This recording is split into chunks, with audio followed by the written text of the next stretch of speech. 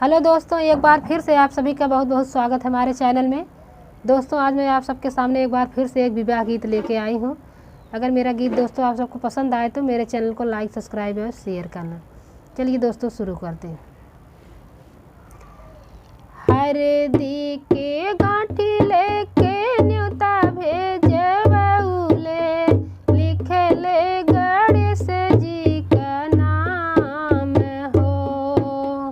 हल्दी के गांठी लेके न्योता भेजे बउले, लिखले गणेश जी का नाम हो। आऊं गणेश जी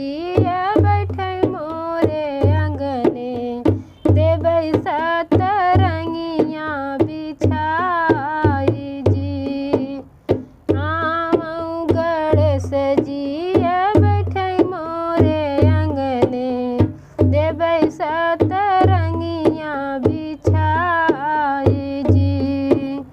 गुड़े और घियना के हम करउबै, धुआं नाया कासे न हल्दी के गांठी पीसे न्योता भेजे बउले, लिखले हैं शिव जी का नाम हो। आऊं शिव जी बैठे मोरे अंगने, देबै सतरंगिया बिछाई जी। गुड़ और घियना के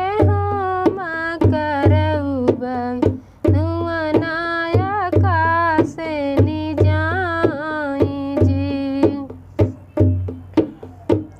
दोस्तों, इसी प्रकार सबका नाम लेके लगा के गाना है।